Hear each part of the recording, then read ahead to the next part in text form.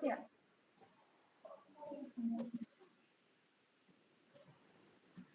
gede nggak makan aja gede doang.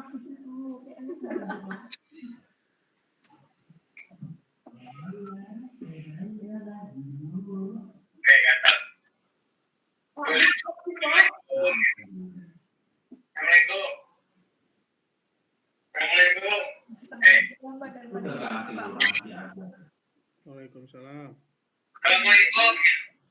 Waalaikumsalam.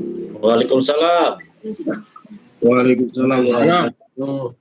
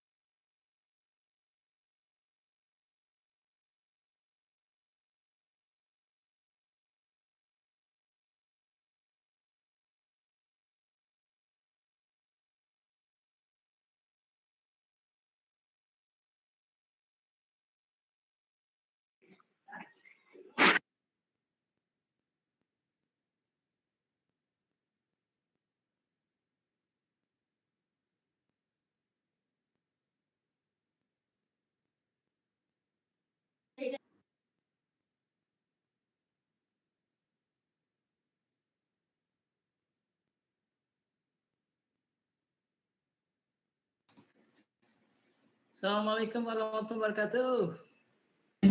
Waalaikumsalam warahmatullahi wabarakatuh. Kita berjumpa di hari pertama yang ditunggu-tunggu. Biasanya hari pertama ditunggu-tunggu ya. Khusus buat orang khusus. Ada yang di rumah, saya yakin ada di rumah, ada yang di rumah sakit. Ada juga saya lihat ada di Melita sama Pak Arif ada di jalan seperti ini. Di jalan. Iya Pak, lagi di jalan. Iya, di jalan. Baru pulang dari kondangan Pak. Pasien takutnya ada sesuatu dan lain hal gitu ya. Nggak apa-apa, salah ini aja, yang penting aman gitu ya. Memang kita yang kelas saling jenjang fleksibel, banyak fleksibelnya, banyak tersenyum dan banyak ketawa.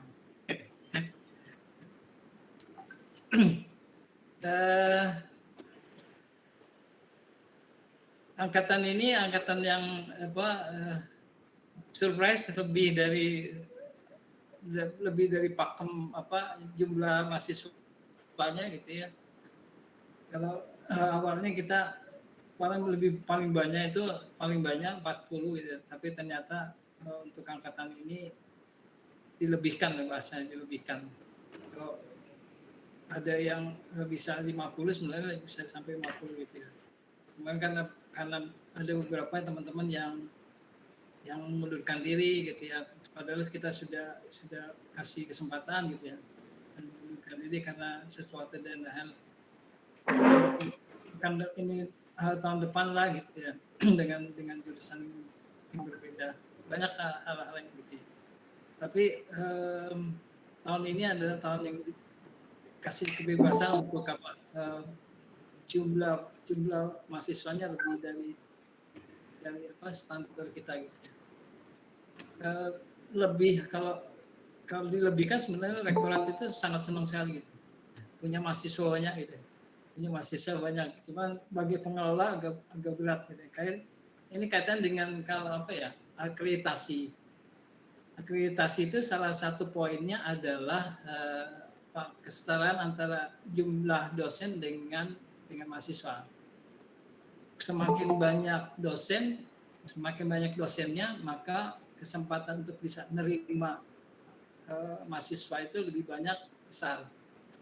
Tapi kalau misalnya dosennya itu saja gitu, tidak bertambah-tambah gitu ya wajar kalau misalnya penerimaan itu saja gitu. Kita ini kekurangan dua masa pandemi ini, dosen kita wafat, Bu Mayarani dan juga Pak Harif. Tadinya kita ada sekitar 17 dosen, terkurang sekarang menjadi 15. Ya. Artinya kan dari konsep tadi tuh, konsep misalnya komposisi antara jumlah dosen dengan mahasiswa itu pasti berkurang harusnya gitu ya. Kenapa kita memegang itu? Karena kita berkeinginan perguruan tinggi kita, jurusan kita ini menjadi jurusan tetap pakai akreditasinya masih tetap pakai A gitu ya. Kalau misalnya tidak diperhatikan itu, kita terima saja sebanyak-banyaknya gitu ya, kayak model swasta gitu ya, mungkin nilainya nggak bisa sampai A gitu. Akreditasinya bisa jadi B gitu ya. Karena tadi komposisi nggak masuk akal lah biasanya gitu. Dosennya jumlahnya 15 gitu ya. Misalnya mahasiswanya beribu-ribu orang gitu ya. Kapan ngajarnya gitu kan? Gitu ya. Bisa jadi kalau misalnya jadi satu, kalau misalnya bertatap muka satu pertemuan itu bisa jadi jumlahnya bisa jadi ratusan, nggak efisien. Artinya kualitasnya pasti nggak bagus juga gitu. Nah itu kualitas itu yang sebenarnya kita ingin jaga gitu, jaga dengan cara tadi menerimanya tidak banyak-banyak gitu. Kalau mungkin kita dorong terus sebenarnya langsung banyak lah gitu ya, karena kan kalau hitungan secara bisnis semakin banyak mahasiswa semakin banyak pemasukan gitu ya, senang tuh pemasukan, berarti uang belanjanya kayaknya cukup banyak tuh gitu ya. Padahal kita juga jurusan yang paling banyak juga ngasih income cukup banyak di rektorat gitu. dari kaitan jumlahnya dan juga paling mahal kan gitu ya, 6,2 kan, gitu. 6,2 itu jurusan yang paling mahal bayarannya gitu. Ya tentunya kita akan berusaha untuk kualitas paling tidak tadi itu akreditasi yang mungkin kita harus kedepankan, karena mau tidak mau ketika ada sebuah perguruan tinggi, ketika orang ingin mencari misalnya perguruan tinggi, dia lihat dulu nih akreditasinya apa katanya, apakah akreditasi C atau B gitu. Jadi mohon maaf saya waktu itu misalnya nguji di Medan atau Medan gitu ya, itu ada satu angkatan gitu, satu angkatan sudah S2 gitu ya. Masih manggil, kalau bahasa gaulnya masih manggil gue anjing dari Jakarta, nggak mampu beli orang Medan gitu, nguji sendiri mahasiswanya gitu ya. Kan nanti kan udah S2 kan misalnya gitu. Iya, saya udah selesai sebenarnya, cuman akreditasinya di perguruannya itu akreditasi C gitu ya. Oh, dampaknya apa gitu? Kan kalau misalnya ini kita mengajukan itu nggak bisa sampai institusinya naik ke paling tidak ke B gitu ya. Paling tidak ke B, nggak usah ke A, tapi B saja udah cukup sebenarnya untuk bisa mengajukan dia sebagai dosen dengan NIDK gitu ya. Waktu itu kerja juga di rumah sakit ini. PNS-nya di rumah sakit. Nah, itu yang menjadi picuan kita, pecutan kita, kenapa kita ya kualitas yang mungkin kita kedepankan, termasuk institusi kita yang punya akreditasi. Ya masih baru berjalan 1 tahun lah akreditasi. Mudah-mudahan tetap 5 tahun sekali kita diujikan untuk itu, diuji untuk apa? Bisa mempertahankan atau bahkan bisa turun ke B. Kita berharap mungkin akan bertahan pada kriteria ini. Kan juga cukup luar biasa beratnya gitu mempertahankan ini. Dan juga berharap juga kan ini menjadi sumbangsi buat para mahasiswa gitu. Sumbangsi mahasiswa ketika nanti ditanyakan tadi akreditasinya udah A gitu ya. Kalau udah A artinya udah paripurna, udah sempurna lah gitu ya. Orang udah nggak lihat lagi. Makanya kalau kita ingin menyokalkan anak kita misalnya, ya saya paling dia kalau di swasta lihat akreditasinya gitu ya.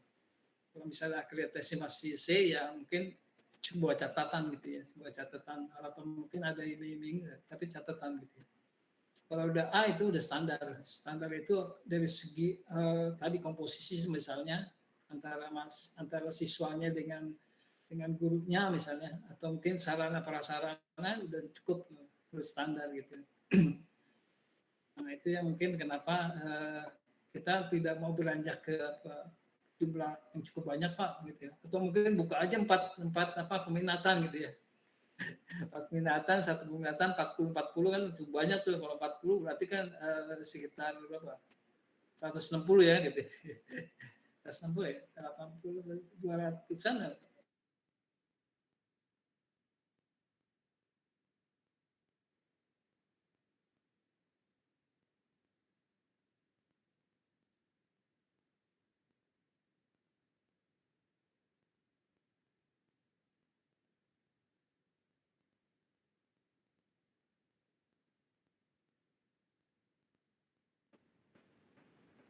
Halo Pak.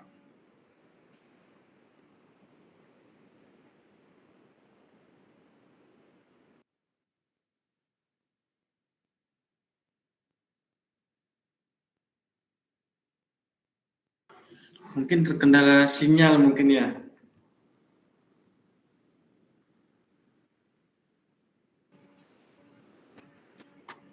Gangguan kayaknya.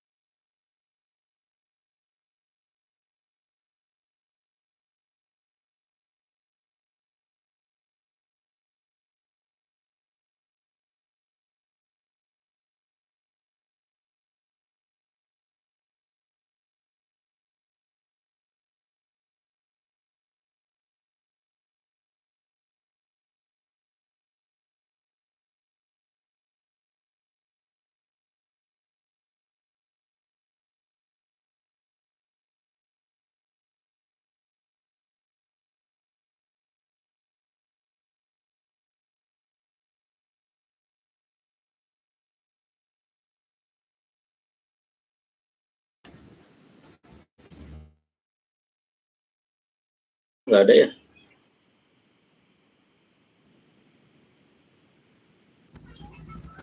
Sholat dulu apa kali bagusnya nih?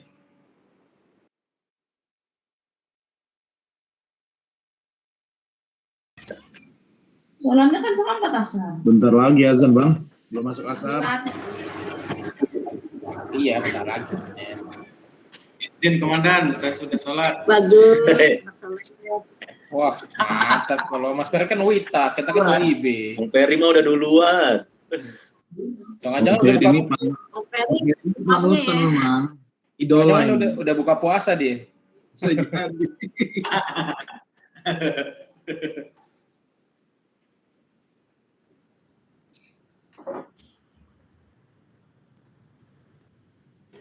Udah ada yang japri belum nih Bang?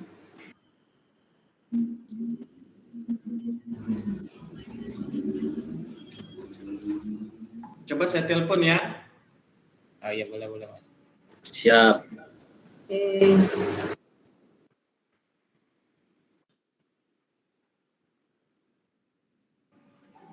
Her, kamu turun piket, Her. Iya bang, masih lir mata bang. Baru sampai jam 12 siang tadi bang. Ini di rumah. Dilempar nih saya nih. Oke. Nah, di Nah. kampus, ini masalah di kampus kita sedang ada saat pekan ini lagi pelatihan PPR. PPR yang online dan ujiannya juga secara online. Gitu. Mungkin terserap ke sana. Gitu. Biasanya kalau tipenya gitu, kalau misalnya ada event-event tertentu, biasanya mengutamakan event itu berjalan dengan optimal, yang lainnya tidak diperhatikan. Termasuk ini beberapa kali dari tadi ngajar sebelumnya gitu juga kelempar gitu, nggak seperti biasanya. Bukan karena nggak bayar kayaknya. Oke ya, kali ini saya dikasih amanat oleh jurusan untuk mendiskusikan materi berkaitan dengan ilmu sosial dasar. Dan saya berdua dengan Pak Hairil Anwar yang sekarang itu beliau alumni juga, sekarang lebih konsentrasi di rektorat sebagai administrasi pendidikan di rektorat. Ya, memang secara ini ditanggalkan dosennya gitu sebenarnya gitu ya. Jadi lebih konsentrasi di pengelolaan di Politeknik Kementerian Kesehatan Jakarta II. Tapi tetap kita memberikan apresiasi lah untuk teman-teman yang ada di rektorat tetap bisa mengajar, jangan sampai nanti datang lagi ke kampus, balik ke kampus dari lupa dan sebagainya gitu ya. Ya paling tidak ingat-ingat kembali gitu ya. Mungkin kita kasih materi juga berkaitan dengan materi-materi yang biasa suka diinikan gitu ya. Jadi ngajar juga di birokrasi juga sebenarnya gitu.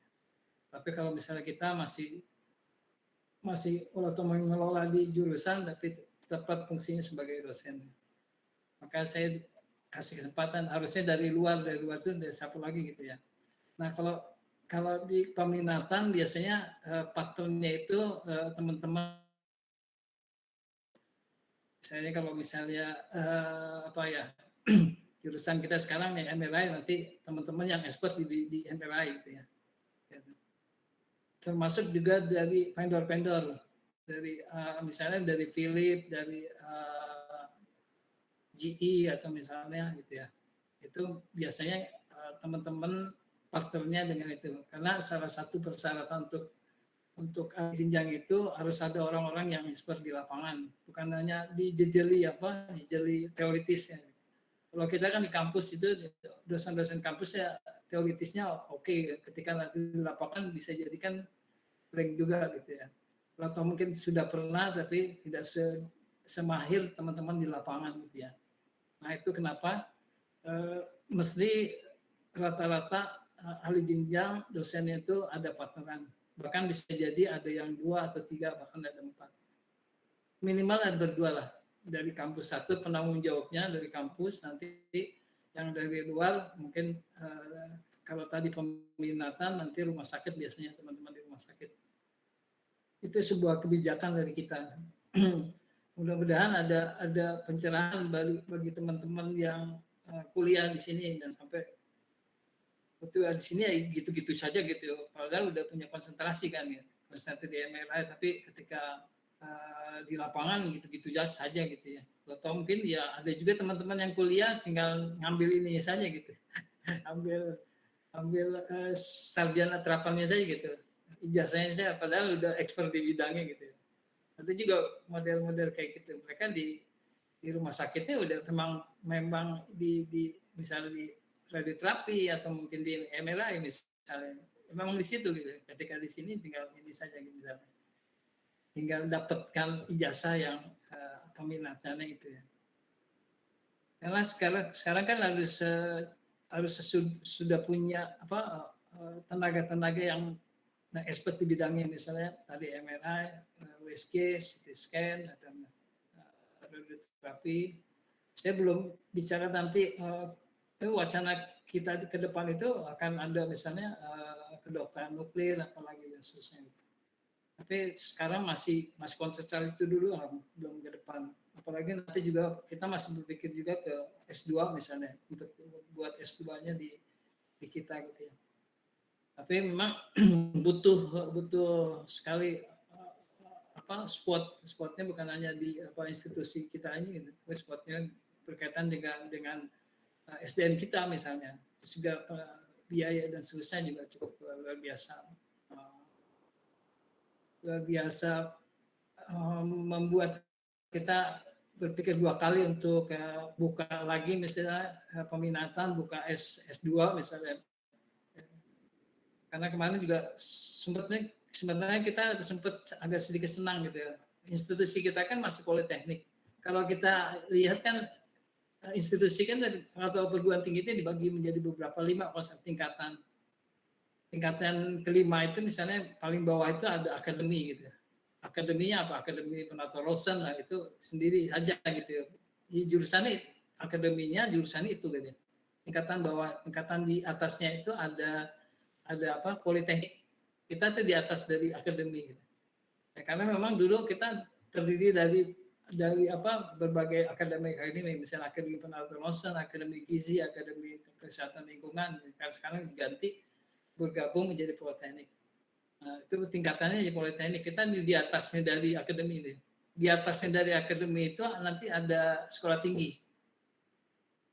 Sekolah tinggi. Kalau kita mau meningkat harusnya naik ke sekolah tinggi gitu ya. Sekolah tinggi, yang di atas dari sekolah tinggi itu ada institut. Institut di atas kita masih jauh sekali gitu ya. Dan paling top itu urutan pertama itu universitas. Nah, semuanya itu bukan berarti kita harus berubah dong. Itu berkaitan dengan jurusan, berkaitan dengan program studi, berkaitan dengan luas lahan dari kampus itu sendiri, itu juga diperhatikan gitu ya. Kemarin sebelum pandemi itu kita semangat banget. Kita sudah ada lampu hijau untuk menjadi institut. Karena tadi saya bilang bahwa misalnya keterkaitan dengan jumlah program studi berkaitan dengan luasnya gitu ya. Akhirnya kita ingin bergabung nih menjadi institut. Jadi Politeknik 1, Politeknik 2, Politeknik 3 dan juga Politeknik Bandung jadi 1 jadi institut. Udah sepakat tuh gitu ya. 1, 2, 3 dan Bandung udah sepakat, udah pertemuan, udah deal lah gitu ya. Udah kita mau berubah lah menjadi institut, nggak mau jadi universitas, karena kalau universitas lebih besar lagi kan gitu ya. Gabungannya lebih besar lagi. Gitu. Mungkin nanti gabungnya dengan politeknik mana lagi yang ada di sekitar Jakarta misalnya. Akhirnya paling realistis adalah institut. Bergabung udah oke, secara ini udah memenuhi persyaratan tuh. Namun ketika itu ternyata keluar ada ujuk-ujuk surat peraturan dari Perpres Perpres bahwa misalnya pengelolaan institusi itu harus dibawa Kementerian Pendidikan dan Kebudayaan.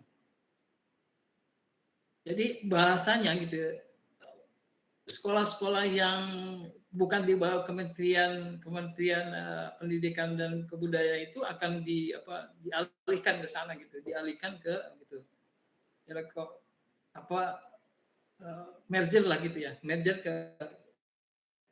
Kalau kita sih sebagai pengelola atau mungkin di bawah ya, monggo saja gitu ya. Tetapi kalau misalnya cuman kita tinggal pindah ini saja kan gitu ya, di bawah tadinya di bawah Kementerian Kesehatan jadi di bawah Kementerian Pendidikan dan Kebudayaan misalnya. Buat kita di bawah level-level dosen nggak ada masalah gitu ya. Tapi yang tidak menjadi perhatian juga dari pengelola di level-level atas tuh. Jadi coba bayangkan kalau misalnya kita punya Politeknik Kesehatan Kementerian Kesehatan itu ada 38 gitu ya. Kalau itu diambil ke Kementerian Pendidikan dan Kebudayaan, lalu kepresiden ini kerjanya apa jadinya? Nanti ada diklat aja jadinya, ada diklat apa gitu. Jadi nggak mengelola Politeknik Kementerian Kesehatan. Nah ini kini sedang tarik menarik antara Kementerian Kesehatan dengan Kementerian Pendidikan dan Kebudayaan. Dan akhirnya semangat dari teman-teman yang tadi ingin udah lampu hijau jadi institut itu menjadi udah kita sekarang mikirin dibuka nggak mikirin ini lagi. Buat apa juga nanti kalau misalnya sudah goal jadi institut terus berubah lagi nanti jadi bawah pengelolaan di bawah di Pendidikan dan Kebudayaan. Ini bukan hanya di Kementerian Kesehatan, semua di bawah kementerian, sekolah-sekolah di bawah Kementerian Kesehatan itu akan dikelola oleh Kementerian Pendidikan dan Kebudayaan. Apa saja Kementerian Hukum dan Hak Asasi Manusia kan ada ya, mengelola sekolah juga gitu ya. Atau mungkin di dalam negeri gitu ya, IPDN misalnya, itu juga di bawah, itu akan disedot ke sana gitu ya, dan seterusnya. Ya masih banyak lah. Ini sedang tarik ulur gitu ya. Kemarin itu kita berkeinginan untuk cari dukungan dari siapa gitu. Karena udah Perpres gitu ya. Udah ada suratnya, udah turun tinggal realisasi aja gitu, realisasi gitu ya. Kalau saya bilang tadi kalau kita sebagai dosen ya salah gitu, nggak ada masalah. Cuman yang pengelola itu jadi pekerjaannya jadi enggak ya udah diambil lah ke kemudian. Masalah aset-aset itu kan itu negara. Kalau secara birokrasi nggak sulit bagi birokrasi karena ini semua kan punya negara kan gitu ya. Cuma dialihkan saja misalnya dialihkan aset-aset Politeknik Jakarta 2, Jakarta 3, Jakarta 1 dan Bandung asetnya di bawah kepala Kementerian Pendidikan dan Kebudayaan. Ada masalah. Tinggal ini saja birokrasinya saja gitu ya. Karena di bawah negara gitu semua gitu. Secara aset nggak ada masalah gitu. Secara pengelolaan juga ada masalah. Cuman kepentingan yang mungkin jadi tanda pertanyaan besar gitu ya. Jadi masih tadi kulul gitu ya. Teman-teman tadi semangat tuh jadi institut kan tinggi banget tuh dari Politeknik naik 2 tingkat kan. Bukan sekolah tinggi lagi institut gitu ya. Ya kalau institut masih oke lah. Kita bisa membusukkan dada gitu. Kalau sekarang masih Politeknik kita masih ya orang juga masih pilihan kedua lah bahasanya, pilihan kedua atau mungkin kita punya sekolah yang punya potensi gitu, kompetensi yang profesional tentunya. Tapi orang terutama bangsa kita masih melihat hal-hal yang model kayak gitu ya. Dia mau keren dong kuliahnya gitu ya, di tempat yang keren dan sebagainya. Tapi dia tidak melihat kompetensi. Dari segi kompetensi kita masih masih angkat topi lah mereka itu mengenai kompetensi. Tapi birokrasi yang mungkin ya lain lagi ceritanya. Ya doakan saja mungkin berubah jadi institut yang pertama, yang kedua para yang punya kebijakan itu dibukakan pintu hatinya untuk realistis gitu ya. Yang utamanya untuk kebutuhan para mahasiswa tentunya.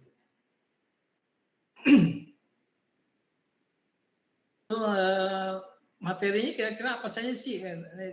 Saya share berkaitan dengan apa sih materi-materi yang akan kita bahas ke depan berkaitan dengan perkuliahan kita. ilmu sosial dasar. Oke, sebentar.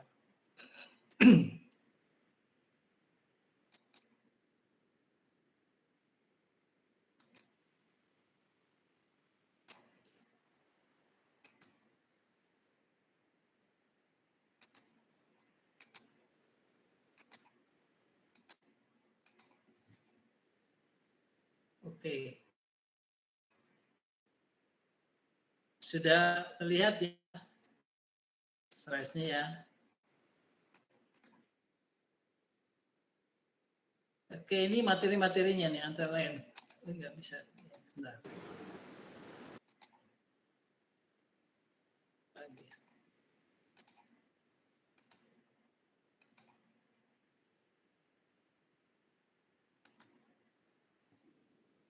Oke, ini ada apa materi yang tentang etika, tentang pelayanan sempurna atau bahasa kita service excellence. Slide-nya udah kelihatan ya? Sudah, Pak. Sudah, Pak. Oke. Sudah Pak. Kelihatan Pak. Oke, ini ada masyarakat pedesaan, masyarakat perkotaan, urbanisasi, pemuda, kenakan remaja, individu, keluarga, masyarakat kemiskinan, generasi regenerasi, kesinambungan generasi, ada pelapisan sosial dan kesamaan derajat, perubahan sosial, sistem ekonomi, perilaku dan karakter. Nanti ada sekitar 14 materi. Karena pertemuan kita ini maksimal ada sekitar 16 ya, sekitar 16 materi.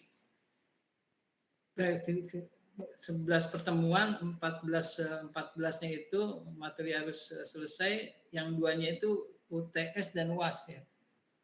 Yaitu UTS dan UAS. Nah, silakan saja nanti kita kontrak kuliah, apakah nanti UTS-nya itu diganti dengan yang lain, misalnya presentasi atau membuat sesuatu gitu ya. Sehingga kita kamu dengan kita tinggal konsentrasi pada ini saja, UAS-nya saja gitu. Kalau mungkin nanti ganti UAS dengan apa ya, mau sepakatin saja gitu ya. Saya yakin materi ini adalah materi ya sudah tahu semua sebenarnya gitu ya, dan dialami ketika di masyarakat sebenarnya gitu ya. Tinggal mungkin di konsep saja. Jadi sekitar 14 materi yang akan kita bahas ke depan bersama dengan Pak Hairil. Ini ada perpustakaan yang bisa kita jadikan sebagai referensi. Monggo silakan. Ini sebenarnya buku-buku umum gitu ya. Kalau menjadi jadi anggota perpustakaan nasional, dan mungkin bisa lah dapat buku-buku ini kan, karena bukunya buku umum lebih banyak memang gitu ya. Kalau perpustakaan yang langganan dengan Politeknik, Kementerian Kesehatan Jakarta 2 itu lebih banyak memang berkaitan dengan kesehatan, artinya lebih cocok begitu ya. Kalau mungkin kesehatan umum, saya lebih cenderung kalau misalnya kamu mau ambil atau langganan atau mungkin cari perpustakaan yang khusus untuk radiologi gitu ya. Emang nggak begitu banyak memang gitu ya, karena spesifik banget gitu ya.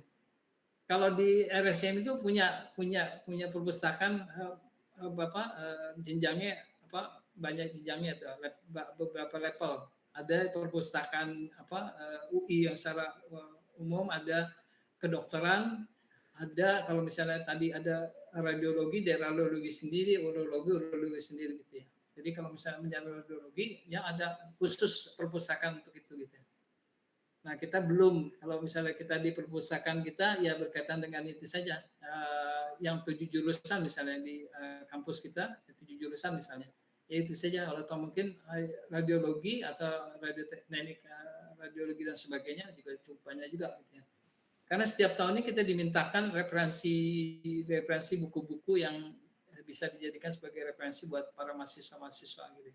Jadi kita punya anggaran, cuman tunjukkan dong, atau mungkin kasih tahu kita buku apa yang harus dibeli gitu ya.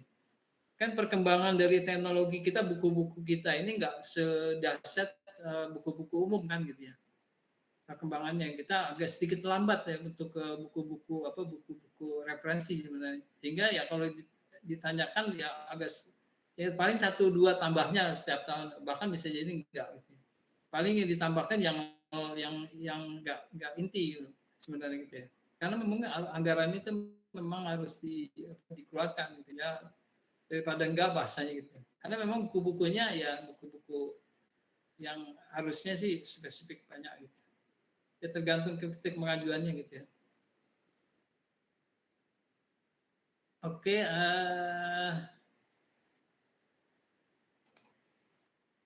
kenapa sih kita harus belajar dengan belajar ilmu sosial dasar gitu, sosial dasar kaitannya kan sebenarnya nggak ada kaitan dengan dengan kuliah kita nih, yang udah punya konsentrasi, yang punya peminatan misalnya, nggak ada kaitan dengan radiologi sebenarnya gitu ya, nggak ada kaitan dengan radioterapi misalnya gitu ya. Apa sih gitu ya? Ya ini kan kita merupakan satu bagian dari institusi negara gitu ya, dan juga di salah satu bagian tadi gitu ya, kita di bawah, kita sebenarnya punya dua kaki, dua ibu lah bahasanya, dua ibu. Satu ibunya Kementerian Kesehatan, satu ibunya Kementerian Pendidikan dan Kebudayaan gitu ya. Jadi kita punya dua gitu ya. Secara ini kita punya kurikulum dan sebagainya itu di bawah kendali dari Kementerian Dikti dan masalah birokrasi itu di bawah Kementerian Kesehatan gitu ya. Jadi kita memang tidak bebas sama sekali, bebas-bebasnya untuk mengelola ini. Jadi ya karena punya dua ibu tadi gitu ya. Nah, berharap sih sinkron antara keduanya itu. Artinya kalau misalnya kita birokrasi, kita tidak lepas dari aturan-aturan yang dikeluarkan oleh kedua institusi gitu ya. Nah, itu kenapa ilmu sosial itu harus diajarkan, itu referensinya adalah keputusan dari rapat seluruh rektor-rektor di Universitas Institut Negeri di seluruh Indonesia yang dilakukan pada tanggal 11 sampai 13 Oktober 1971 di Semarang. Oh, udah lama ya, enggak? 71 kan udah cukup lama. Mungkin ada juga teman-teman yang belum lahir di saat itu. 71 udah ini, karena memang belum dihapus, belum dicoret ininya gitu. Kayak model undang-undang juga, gitu. Kalau misalnya undang-undang itu belum ada undang-undang penggantinya, masih tetap dipakai. Gitu. Kayak undang-undang apa yang itu, misalnya undang-undang pegawai negeri tentang nikah, gitu, tentang pegawai negeri nikah lagi gitu, punya istri 1, habis istri 2, 3, 4 misalnya. Itu kan PP-nya belum diinti, walaupun mungkin pada saat pemerintahan Hamzah Hasdi itu punya istri kan lebih dari 2 kan gitu, lebih dari 1 lah gitu kan, lebih dari 1 gitu ya. Presidennya saja lebih dari 1 gitu. Jadi pertanyaan harusnya PP-nya di ini dong gitu, dicoret, diganti dengan PP yang baru gitu. Tapi ternyata sampai saat ini PP itu tidak diganti, masih tetap dipakai PP 10 yang terkenal bagi pegawai negeri gitu ya. Ya ini juga masih kalau misalnya belum diganti itunya gitu ya, peraturan ini masih tetap dipakai. Jadi mereka rapat pada tahun 1971 bahwa wajib bagi setiap perguruan tinggi negeri maupun swasta, baik itu mulai tadi dari universitas, institut, sekolah tinggi, politeknik, akademi, wajib mereka mengajarkan di level perguruan tinggi ilmu sosial dasar, ilmu budaya dasar, ilmu ya basicnya sosial lah gitu ya, yang berkaitan dengan basic social science sendiri gitu. Itu yang pertama menjadi rujukannya. Yang kedua, ada juga keputusan dari Direktur Pendidikan Tinggi nomor 1338 yang itu juga dikeluarkan pada tahun 1971. Jadi dasarnya itu, dasar yang kedua itu surat keputusan dari Direktur Pendidikan Tinggi nomor 1338 yang isinya adalah bahwa ilmu sosial dasar dan ilmu budaya dasar harus diberikan ke semua fakultas dalam lingkungan universitas atau institusi negeri seluruh Indonesia gitu. Dasarnya gitu ya.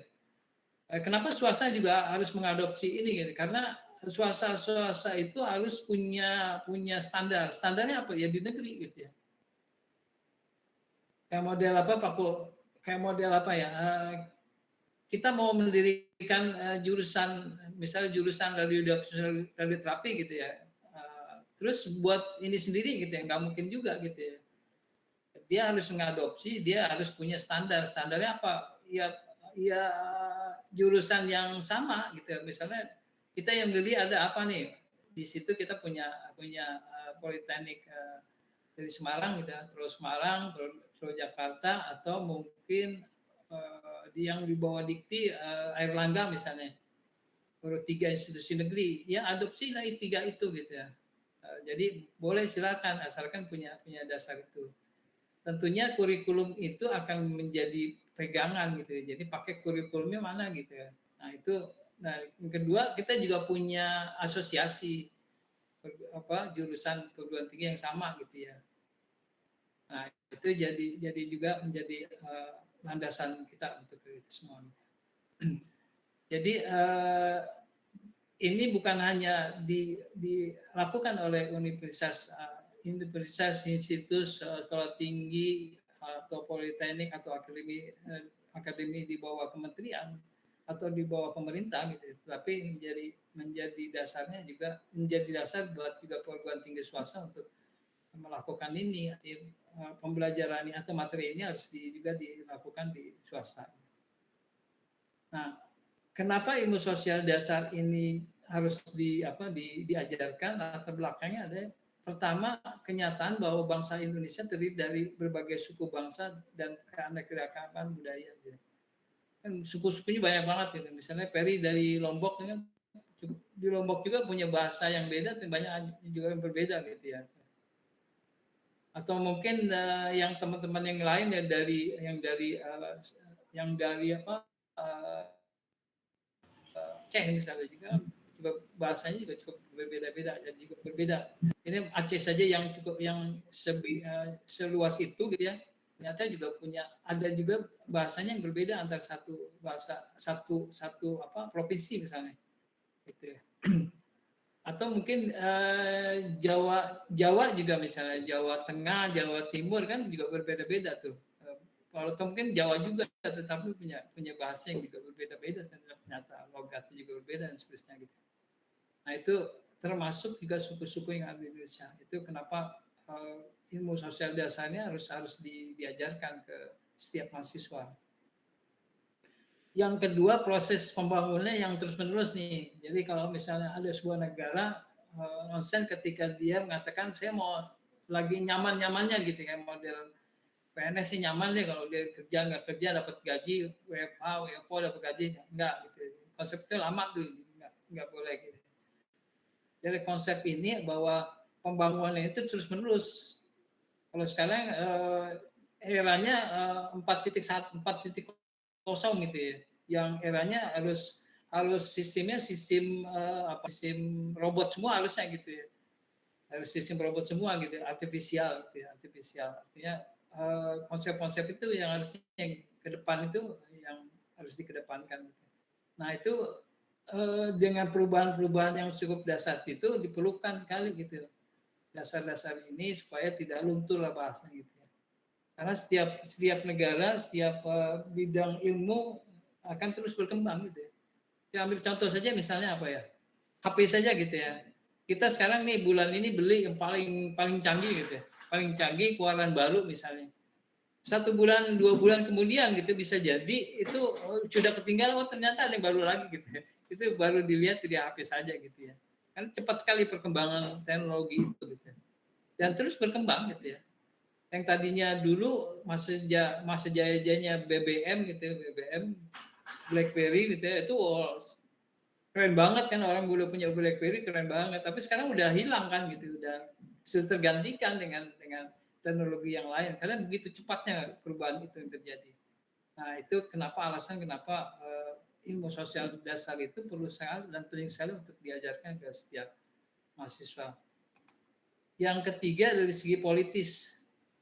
Nah, Indonesia itu terdiri dari berbagai macam suku, tempat tinggal juga menyebar di seluruh Indonesia yang terdiri dari pulau-pulau yang banyak itu. Ada yang nanti kita lihat ada pulau-pulau itu ternyata ribuan yang nggak bernama, tidak punya nama gitu ya.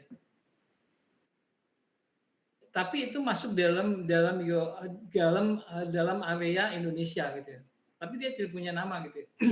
Makanya beberapa waktu lalu banyak orang yang mengklaim itu punyanya dan seterusnya, karena kita kesulitan untuk ini gitu, karena terus terlalu banyaknya gitu. Bisa jadi ada juga saya sempat mendengarkan gitu ya, menemukan pulau bukan menemukan pulau gitu, karena itu masuk dalam Indonesia tapi belum punya nama gitu, karena jumlahnya cukup luar biasa banyak gitu. Nah nanti kita lihat nih ya, berapa sih jumlah pulau-pulau yang ada di Indonesia, yang bernama itu berapa jumlahnya, yang nggak punya nama, yang belum ada nama, bukan punya nama, yang belum ada nama itu berapa gitu ya.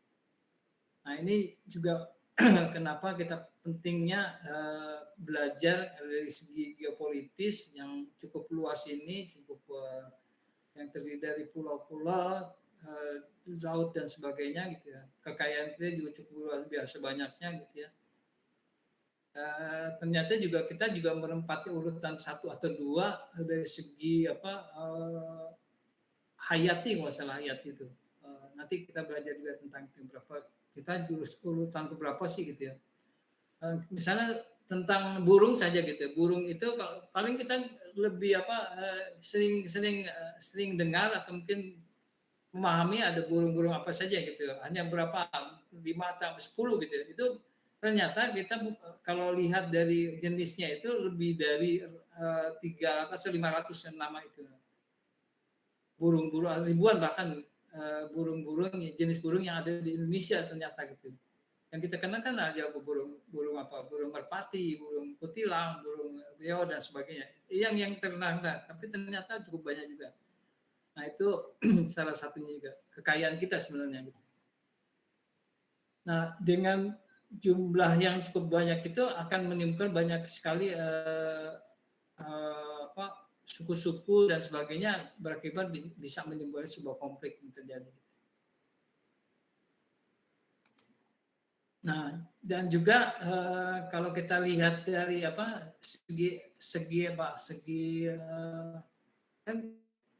pengetahuan itu dibagi menjadi 3 bagian nih, atau rumpun lah gitu. Rumpun itu rumpun atau cabang gitu.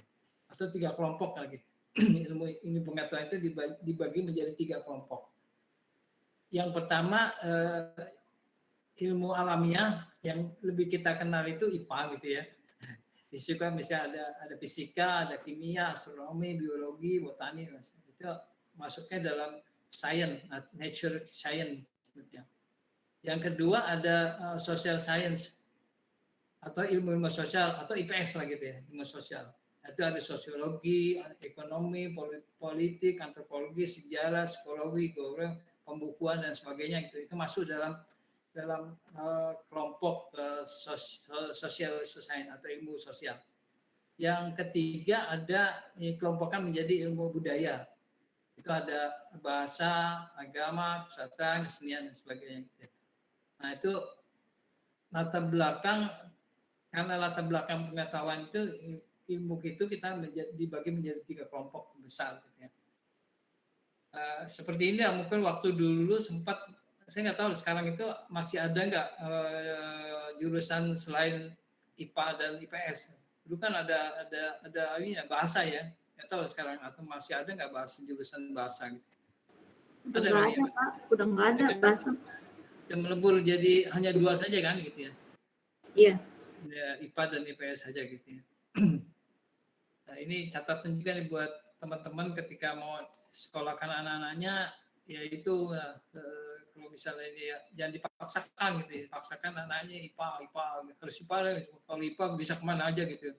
Padahal nanti ketika bersaing di masuk perguruan tinggi, saingannya dengan orang IPS, pelajarannya nggak matching gitu. Nah ini problem juga gitu. Jadi nanti tanyakan ke anak-anaknya, kamu itu sebenarnya maunya kemana gitu ya, mau jadi apa dan sebagainya. Jangan di jurusan udah loh radiologi aja jadi penata ronsen gitu, lo jadi ronsen lagi gitu. Jadi nanti ini kan sehingga ketika nanti ketika penjurusan mau IPA IPS-nya ketika nanti kuliah jadi sesuai dengan bakat minat dan cita-citanya jadi matching gitu ya. Itu menjadi 3 kelompok. Ini masih itu ya.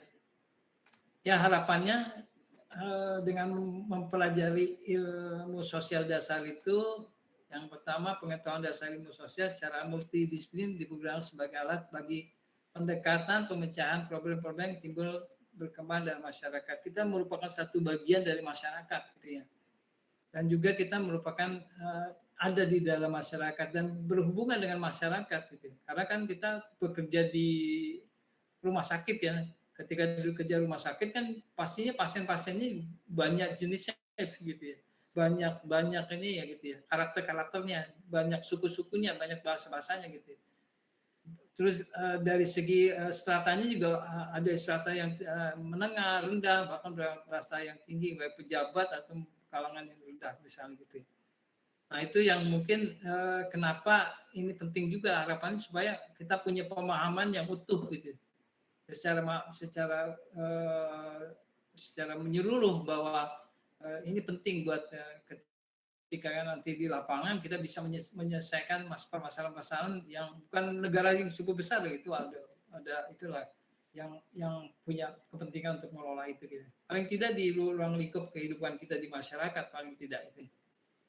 Yang selanjutnya harapan dengan adanya kita mempelajari ilmu sosial dan memberikan dasar pengetahuan sosial kepada mahasiswa yang diharapkan cepat tanggap serta mampu menghadapi memberikan alternatif pemecahan masalah kehidupan. Karena problem masalah kita cukup banyak sekali. Gitu. Nanti kita belajar tentang kependudukan, belajar tentang perbedaan antara kota desa, perkembangan, tentang kesejahteraan, tentang strata tadi misalnya cukup banyak. Kalau lihat dari materi itu kan cukup banyak tuh gitu. Nah, dengan itu kita paling tidak punya celah-celah jalan untuk bisa menyelesaikan problem-problem ini. Paling tidak juga kita tahu lah gitu ya problem apa yang terjadi di negara kita gitu, Saya juga agak tercengkang kemarin saya dapat informasi, saya lihat dari informasi ya berita bahwa kita itu punya hutang ternyata sekitar 7.150 triliun. Utangnya aja tuh gitu, Kok nambah terus katanya? Karena antara pendapatan dengan pengeluaran tidak sesuai. Pendapatan kita lebih kecil dari pengeluaran gitu. Jadi selisihnya luar biasa banyak gitu. Jadi pendapatnya kalau nanti kita belajar tentang misalnya kita itu dari segi sumber daya alam gitu ya, sebenarnya kita masuk 10 besar semua gitu. Nanti kita lihat ya data-data itu pekan depan mungkin ya kita lihat data-data itu. Kita masuk dalam 10 besar gitu. 10 besar itu kalau bahasa kitanya negara kita kaya gitu dari sumber daya alamnya gitu ya. Tapi kenapa gitu dari budgetnya saya atau mungkin negara kita menjadi negara yang tadinya stratanya itu menengah menjadi ke bawah. Kalau bahasa kita kasarnya gitu, kita sebenarnya masuk dalam kategori negara miskin. Sebenarnya gitu ya. Dengan 7.150 triliun itu utangnya gitu ya. Ya karena tadi kenapa harus nih? Ya karena menopang itu gimana caranya gitu. Nggak mungkin juga negara itu menjual aset-asetnya kan gitu ya. Aset-aset untuk menutupi anggaran belanja negara gitu. Yang tekor tadi gitu ya. Apa cari jalan apa? Waktu mungkin pada zamannya masanya Megawati kebanyakan sumber-sumber atau mungkin badan usaha milik negara itu dijual gitu ya. Saham-sahamnya dijual oleh keluar gitu ya. Tujuannya tadi untuk menopang kebutuhan tadi yang tadi gitu. Yang tadinya APBN itu kurang, gimana caranya menutup itu dengan cara itu. Kalau nggak bisa juga nggak ada yang lagi dijual, apa yang dilakukan? Dia utang. Kayak model kita lah gitu ya. Kita misalnya punya penghasilan 1 juta per bulan gitu ya. Terus pengeluaran kita setelah dirinci buat misalnya buat kebutuhan makan dan minum, buat kebutuhan untuk kuliah misalnya, untuk sekolah, kebutuhan untuk sekolahin anak-anak misalnya, kebutuhan untuk transportasi dan macam-macam gitu. Ternyata setelah dihitung-hitung ternyata keluarnya misalnya 1.500 ya. Kita punya penghasilan 1.000, terus pengeluarannya 1.500 ya. Kan nggak mungkin juga misalnya bayaran itu ditunda gitu. Oh bisa ditunda, tetapi kan itu akumulasi akhirnya gitu. Numpuk di bulan kemudian, nah itu nggak bisa terbayar dan seterusnya. Dampak tadi numpuk tadi kalau misalnya kita tidak membayarkan untuk khusus untuk ini dulu, jadi nggak seimbang jadinya nantinya. Sumber ketidakseimbangan itu jadi problem juga dalam kita mengelola rumah tangga misalnya. Apa yang dilakukan? Ya nggak mungkin juga kita bisa ini kan, misalnya dikurangin dong pembayaran, karena udah standar pembayaran. Atau 6.200.000 kurangin jadi turunin jadi 5 juta gitu. Karena sudah sebuah keputusan gitu ya. Negara itu berkaitan negara, kalau nggak bisa. Kita ini bukan swasta yang bisa komunikasi mampunya berapa dan sebagainya, enggak gitu ya, karena udah standar stop gitu ya. Kaitan dengan rancangan anggaran belanja itu, kalau kita kenapa harus men-stop itu gitu. Kalau swasta kan enggak gitu ya, bisa ini kan bisa dikomunikasikan gitu ya. Masalah pembayaran nggak mungkin gitu ya.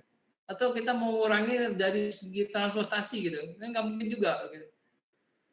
Misalnya bahan bakarnya yang 1 bulan harus keluarkan 10 gitu ya, dikurangi jadi 5 ya, nggak cukup juga, mungkin setengahnya, sampai setengahnya harus dorong ke tempat kerja misalnya. Nggak mungkin, karena kan itu kan udah hitung-hitungan. Atau mungkin mengurangi makan minumnya gitu ya, yang tadi 4 lewat sehat 5 sempurna dikurang-kurangin gitu, atau mungkin setengahnya gitu. Bisa jadi anak-anak yang tadi harus berkembang jadi stunting misalnya, ini problem juga gitu ya. Mau gak mau caranya bekerja keras gitu, bekerja keras. Kalau bekerja keras itu cerdas. Kalau kita diberi kemampuan untuk ada waktu kosong, kita cari keluar untuk mencari tempat-tempat yang bisa menghasilkan sebuah penghasilan misalnya. Ya kerja lagi lah gitu ya, kerja lagi untuk bisa menopang itu semua gitu ya. Jadi dulu sempat saya kerja 4 tempat gitu, 4 tempat. Bayangkan di ASN juga, di tempat klinik, ada di rumah sakit gitu ya. Sempat tuh sampai 4 tempat, 3 tempat, 2 tempat ya. Ya sesuai dengan perjalanan waktu, saya malu juga bersaing sama anak-anak didik gitu ya. Saingannya sama anak-anak gitu ya. Bapak mencetak radiografer, tapi Bapak kerja juga di ini. Ya malu-malu juga lah bersaing. Akhirnya ya sudah, akhirnya sekarang konsentrasi lah untuk mendidik para mahasiswa sehingga nggak bersaing lagi gitu. Kalau misalnya mau saing ke tempat yang lain gitu ya, tempat lain itu apa ya sudah gitu. Akhirnya saya juga cari gimana caranya gitu untuk menopang itu semua. Ya sudah, akhirnya saya masih jadi ya bekerja di swasta lagi, di swasta, tapi bukan di radiologi, tapi di bidangnya kesehatan, tapi tidak bersaing sama mahasiswa saya gitu. Masih untuk bisa menopang tadi gitu. Kita diberi kemampuan, termasuk juga mengelola negara juga begitu kan gitu ya. Dikasih jabatan menteri, dikasih jabatan tertentu, dimanfaatkan itu kemampuannya kan. Orang-orang itu orang-orang bukan sembarangan gitu. Punya orang diangkatnya pasti punya kelebihan untuk bisa mengelola ini, bisa digaji oleh kita masyarakat, kita sebagai masyarakat digaji oleh rakyat untuk memikirkan gimana caranya untuk menutup itu tuh, supaya tidak terjadi senjangan. Paling tidak RAPBN kita cukup gitu, jangan sampai ngutang gitu, jangan sampai kita menjual gitu. Gimana caranya? Ya dikelola, pikirkan gimana caranya gitu. Itu kan banyak dokter-dokter yang jadi menteri kan gitu ya. Nggak ada lagi lebih tinggi dari sekolah dokter. Ada nggak kira-kira sekolah yang lebih dari dokter? Itu kan kalau profesor jabatan itu saja akademik gitu, profesor. Tapi pendidikan akhirnya tetap aja dokter juga, S3, nggak ada S4 gitu. Begitu. Mereka itu banyak yang profesor gitu ya, dari segi tahap pendidikan itu. Jadi ketika ada di sana berpikir gimana caranya gitu. Karena dia dibayar untuk itu. Kalau menjual itu nggak usah menjual misalnya yang nggak usah dikasih mereka yang pinter-pinter, orang-orang kita saja lulusan kita kalau kita program kita jual nih ini badan usaha negara gitu ya gampang sekali gitu. Gitu. Ya gampang sekali gitu. Itu bukan nggak usah mereka diangkat kan kayak gitu. Ya. Oh, jadi mohon maaf jadi pelintir nih kita. Itu masalah politik lah gitu ya. Jadi paling tidak kita punya pengetahuan lah gitu ya mempelajari ini hal-hal yang bersifat sosial gitu ya. Jadi sedikit peka lah gitu ya. Peka itu apalagi kita sebagai mahasiswa nih peka yang terjadi di masyarakat. Karena mahasiswa itu menjadi orangnya sebenarnya seorang masyarakat, seorang rakyat itu ada di mahasiswa. Pergerakan mahasiswa sangat diperhitungkan sebenarnya sangat diperhitungkan gitu ya.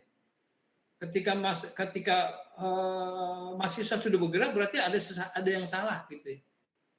Nah, paling tidak kita punya sosial peka terhadap situasi dan kondisi gitu ya, yang terjadi di masyarakat kita. Paling tidak kita dengan mempelajari ini peka terhadap suatu dan lain-lain. Kalau misalnya kita mau bergerak luar biasa, kalau masih udah bergerak udah ampun-ampun lah pemerintah gitu. Ampun-ampunan. Itu kenapa saya ngatakan ini karena pejabat dari presiden ini itu ketika ada demo itu presiden itu agak kritik labakan. Ini siapa sih yang ini gitu ya? Yang demo gitu ya. Kalau yang demo sudah mahasiswa itu mereka berpikir 2 kali gitu untuk sesuatu dan lain hal yang berkaitan dengan itu. Tapi kalau misalnya kelompok-kelompok tertentu siapa sih? Oh gini ya, udah biarkan saja paling gitu. Jadi kalau mereka mengatakan gitu sendiri, mereka akan pikir 2 kali. Nah itu jadi corong-corong masyarakat kita nih peka lah keadaan kehidupan di luar sana gitu ya. Saya sering mengatakan ke mahasiswa bukan provokator kamu kalau misalnya mau demo di kampus kita nggak usah kumpulin 7 jurusan gitu dari pasar minggu suruh kumpul terus dari Salemba juga kumpul di sini untuk orasi di PPSDM itu nggak usah gitu ya. Buatkan misalnya poster-poster kayak model muram gitu ya. Keluarkan saja gambar-gambar atau tulisan-tulisan, tempelin aja dari mulai masuknya kampus itu beberapa gitu ya. Udah pasang malam gitu nggak usah demo, pagi-pagi itu pasti akan kebakaran jenggot gitu ya. Itu pasti ada ribut-ribut ya. Kemarin aja saya sempat karena saya pengelola gitu ya, sempat jadi ada video yang mahasiswa kita sedang orasi.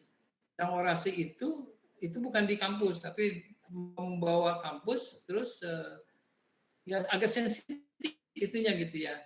Di ruang-ruang yang sensitif terus kita agak sedikit tegur. Tolong dong nih gitu ya.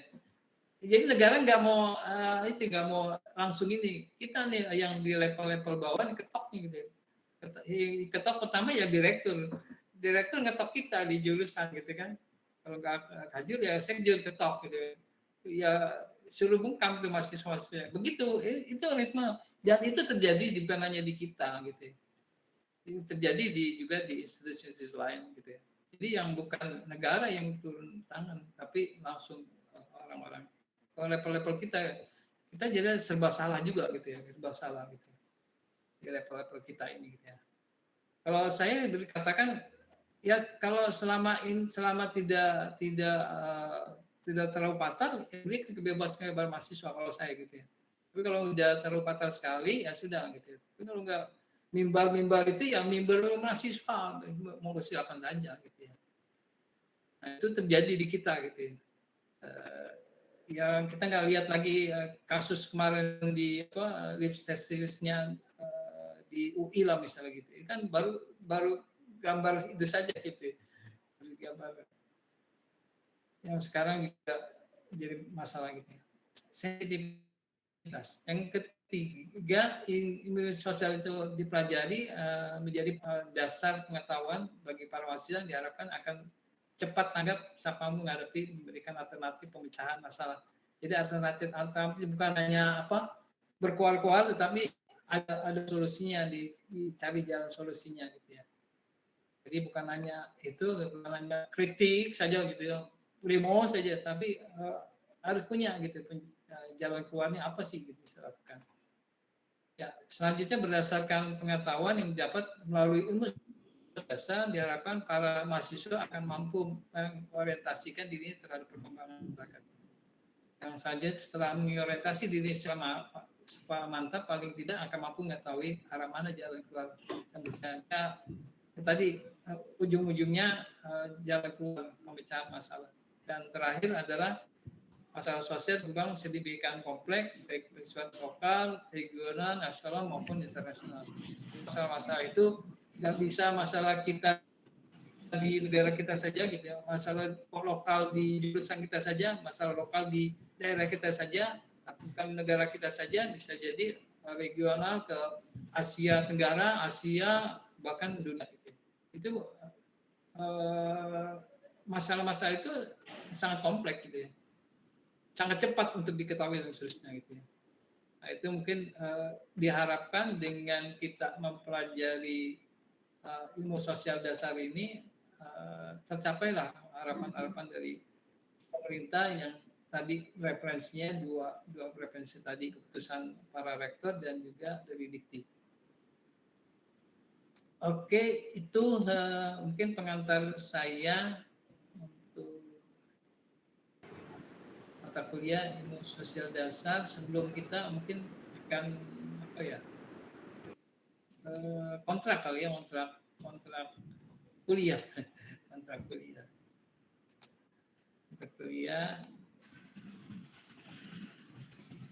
Kira-kira tadi saya sebutnya ada 14 pertemuan, yang itu nggak mungkin lah kita ganti karena memang pertemuan. Mungkin gantinya apakah nanti waktunya kalau udah sepakat, memang saya kemarin tanya ke Pak Haira, waktunya udah oke belum di hari Kamis jam 14.40, oke, berarti udah sepakat. Kalau mahasiswa udah sepakat juga, kita jadikan. Kalau mungkin masih fleksibel, mau silakan. Kalau misalnya ada sesuatu dan harus digeser dan seterusnya, diinformasikan saja gitu ya.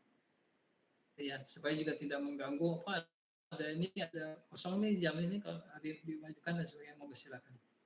Misalkan diinformasikan saja ke kita.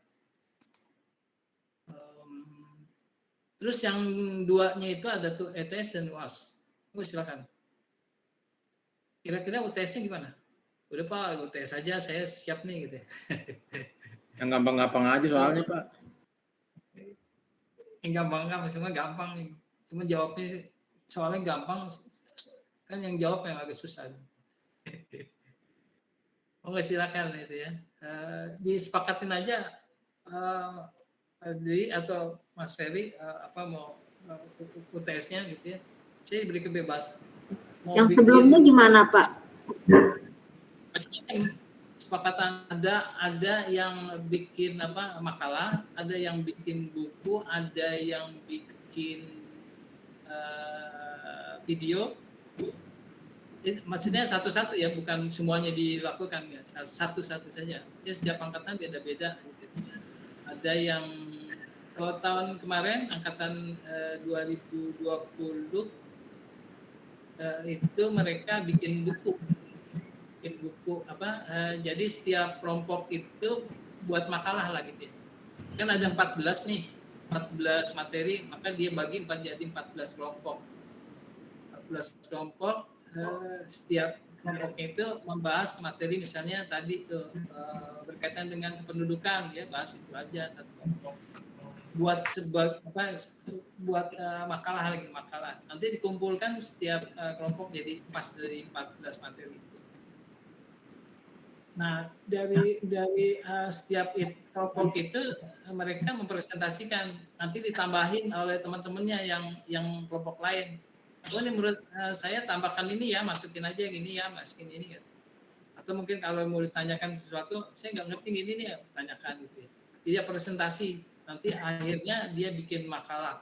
Makalah itu nanti dijadikan satu dari 14 kelompoknya jadi satu, ini jadi satu buku yang bermanfaat buat kamu nanti di kampus, atau mungkin nanti di luar, atau mungkin adik-adik kelasnya bisa bisa membaca gitu ya.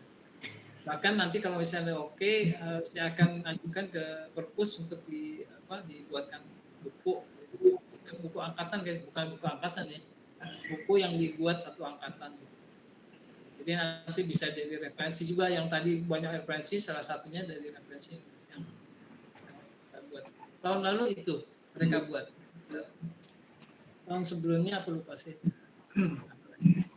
Silakan aja didiskusikan berkaitan dengan itu kaitan dengan pengganti ya di UTS. Jadi mereka nggak pakai UTS yang jauh soal-soal. Jadi udah kerjakan saja itu, nanti presentasikan itu pengganti UTS. Nah kalau udah sepakat itu paling tidak nilai UTS-nya menjadi 3. Hasilnya udah 3 tuh. Artinya dia tinggal sempurnakan dengan UAS-nya. Jadi kalau udah sepakat itu, UTS-nya udah sepakat, nilai minimalnya itu udah 3. Kalau bahasanya udah B lah, di tangan B gitu. Tinggal sempurnakan gitu ya. Sempurnakan, tinggal berapa digit kan sebenarnya gitu ya. Sempurnakan dengan UAS-nya. UAS-nya monggo silakan bentuknya apa gitu. Kalau yang kemarin itu UAS-nya saya kasih, udahlah kamu buat soal lah gitu. Yang buat soal aja lah, dibuat soal, satu orang itu 10 soal gitu ya. Buat soal 10 soal, ya sudah kirim ke saya, udah dapat nilainya gitu. Tapi silakan saja, sepakatin aja, nanti dipikirkan oleh Adi atau Mas Ferry dan teman-teman bisa disepakati maunya gimana sih, itu aja. Apakah harus kita sepakatin hari ini, Pak? Oh, monggo silakan kalau mau disepakati hari ini. Yang kedua berkaitan dengan kehadiran ya, kehadiran mau 100% bagus banget. Kalau standarnya kan 80% ya. Standar kita yang di bagian akademik kita minimal kehadiran, kalau bahasa saya dikasih kesempatan 2 kali nggak masuk nih. Gitu. Kalau 3 kali 4 kali nggak masuk itu, kalau bahasa akademik nggak boleh ikut UAS gitu. Artinya dia harus melengkapi gitu ya. Tapi saya nggak mau terlalu kaku lah gitu ya, terlalu kaku. Paling tidak ikutin apa mau dinaikkan standar kehadiran menjadi lebih ini. Itu katanya nanti dengan nilai itu. Kan kalau 80% ya nilainya tadi 3 kan, mau ditambahin nggak kira-kira supaya jadi 3, sekian gitu ya. Ini kaitan dengan kontrak kita. Kalau standar 80% berarti nilainya nggak beranjak, tetap nilai dasar 3 karena pengganti tadi UTS-nya udah diganti misalnya. Kan sepakat Pak naikin dong jadi 90% atau 100% gitu. Kalau 90% kan berarti cuma hanya 1 kali yang nggak hadir lah gitu ya. Nggak hadir sekali masih ya. Atau mungkin saya sanggup 100%, itu dampaknya nanti ke nilai. Jadi nanti batasan nilainya 3 tidak lagi 3, berarti 3, sekian gitu ya. Belum sampai A gitu ya.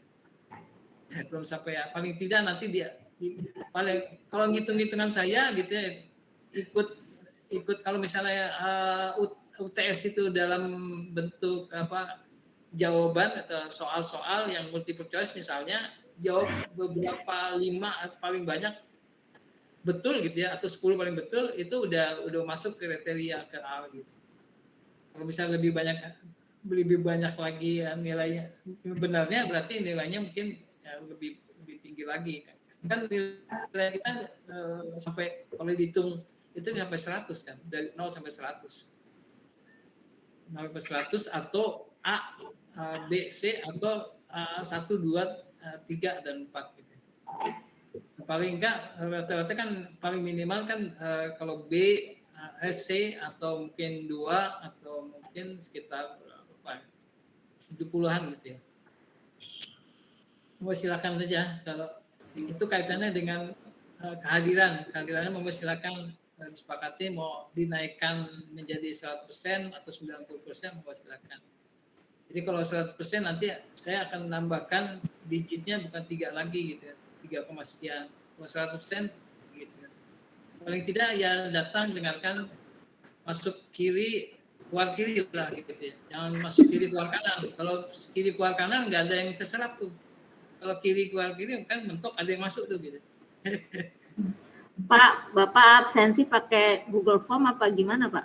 Ya, nanti saya serahkan ke koordinator ini ya, mahasiswa. Saya percaya gitu. Kan ada PJ-nya kan? Ya, PJ-nya nanti gitu kan. Oke, Pak, baik. Untuk UTS dan kesanggupan kehadiran 80, 90, atau 100%, mohon beri kami waktu agar saya bisa diskusi sama teman-teman. Awal perkuliahan minggu depan, saya kabarin Bapak di awal pertemuan. Bagaimana, Pak? Jadi 2 keputusan itu ya, pengganti UTS-nya sama Kehadiran. absensi ya. Iya. Baik, kemudian terus untuk absensi, saya cukup laporkan mata kuliah ISD hadir semua, gitu ya, atau mata kuliah ISD tanggal ini hadir sekian, izin sekian, gitu Pak ya, langsung japri ke Bapak ya. Oke, nanti pada akhirnya direkap ya, Pak Peri. Baik. Jadi nanti di akhir pertemuan, misalnya 14 kali pertemuan, ini udah terpampang gitu ya. Itunya secara keseluruhan, bisa simpulan Pak Peri misalnya pertemuan ada 2, 3, sampai 14 pertemuan, tinggal contek-contek aja. Nanti akhirnya nanti kirim ke saya dalam soft file atau copy, soft file lah gitu, soft file secara keseluruhan untuk atau 16 kali pertemuan atau 1 semester lah gitu ya. Hariannya nggak apa-apa gitu. Tapi Pak Peri punya dasar itu. Baik. Untuk kedepannya link Google Meet-nya dari Bapak atau dari saya, Pak? Saya pernah coba serahkan ke mahasiswa, gitu, ke mahasiswa. Yang pertama, saya berusaha untuk merekam ininya, gitu, merekam setiap pertemuan supaya nanti pertama kalau teman-teman yang ingin mendengarkan kembali perkuliahan ini bisa membuka kembali gitu ya, atau mungkin ada teman-teman yang tadi tidak masuk misalnya itu bisa membuka gitu ya, membuka perkuliahan ini yang sudah online ini gitu ya. Yang ketiga ini sebagai bukti sebenarnya bahwa kita sudah melakukan, atau mungkin sebenarnya saya bisa menarik absensi ini, bisa ditarikkan dari apa yang saya rekam ini. Saya tahu nih berapa orang yang masuk, berapa orang yang nggak masuk sebenarnya gitu kan. Saya bisa narik. Saya bukti saja ini sebenarnya ketiga. Ada poin-poin itu. Nah kemarin saya coba pakai Pak, saya dari kita aja nih, monggo ya, silakan monggo. Setelah ini tolong direkam ya. Pak nggak bisa direkam Pak katanya. Akhirnya satu kesempatan ini hilang. Terus presentasi juga kan agak ini juga. Nah problemnya ini saya coba-coba untuk saya full screen misalnya itu ketika saya full screen nggak berubah-ubah. Padahal saya berubah untuk slide-nya pindah nih, step slide-nya tadi pindah, tapi ternyata nggak pindah. Akhirnya ketika dikecilkan itu bisa. Nggak tahu nih, karena kalau itu bisa, pertama saya bisa presentasi dan 2 bisa direkam, monggo silakan dikelola gitu. Saya tinggal masuk saja, nanti saya tinggal monggo silakan, mau pakai Zoom juga boleh, mau pakai Google Meet juga. Saya gunakan fasilitas kampus. Nanti juga setiap mahasiswa dikasih ini nih, dikasih fasilitas itu gitu ya. Artinya nanti nggak tahu dikasih dapat email nggak, dibuatkan email. Nah itu setiap mahasiswa nanti sebenarnya bisa jadi host masing-masing gitu ya. Karena cukup besar tuh ininya gitu ya. Google Drive-nya buat itu gitu ya. Sampai 5.000 mau tuh.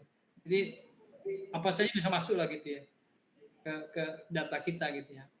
Nah, saya nggak tahu apakah sudah dikasih belum gitu ya. Persyaratan nanti setiap orang saya dibuatkan sendiri dikasih lah dari Poltekkes, dari direktorat. Ini Pak, Bapak punya emailnya sendiri, nama emailnya gini, terus juga silakan dikelola saja gitu ya. Jadi termasuk tadi kita punya Google Drive yang cukup besar gitu ya. Nah, mahasiswa pada setiap angkatan dikasihkan.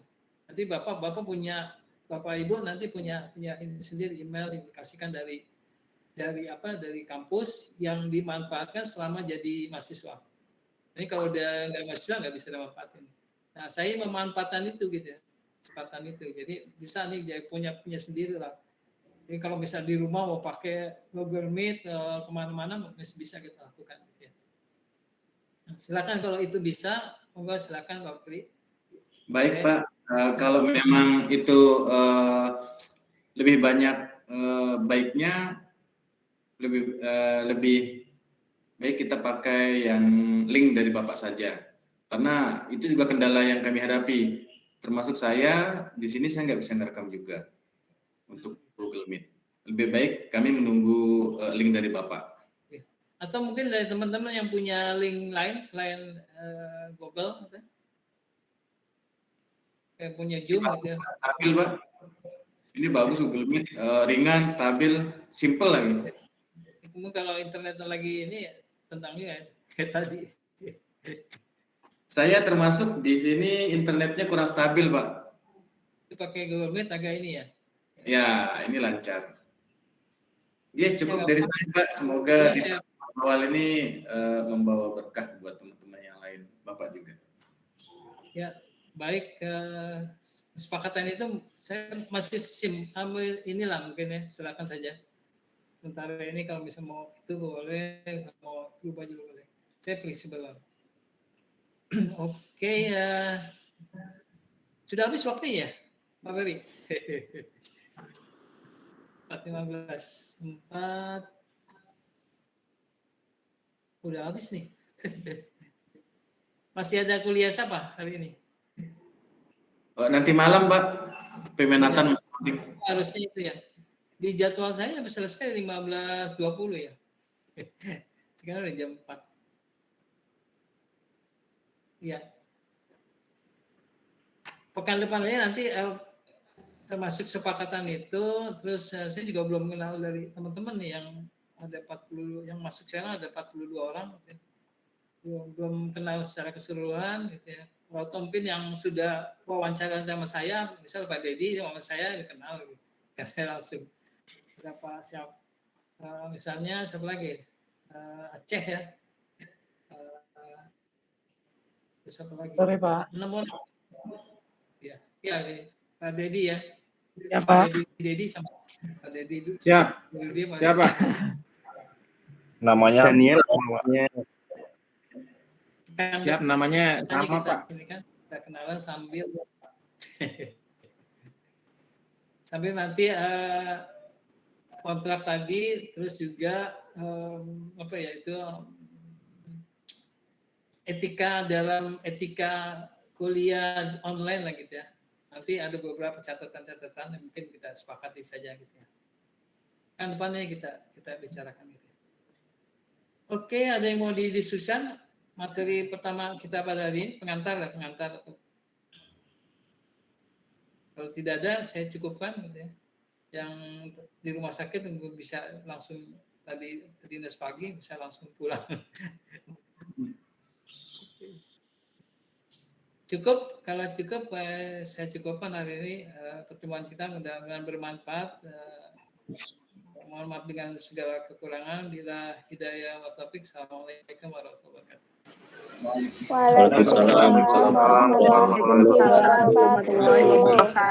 Waalaikumsalam warahmatullahi wabarakatuh. Terima kasih Pak. Terima kasih Pak.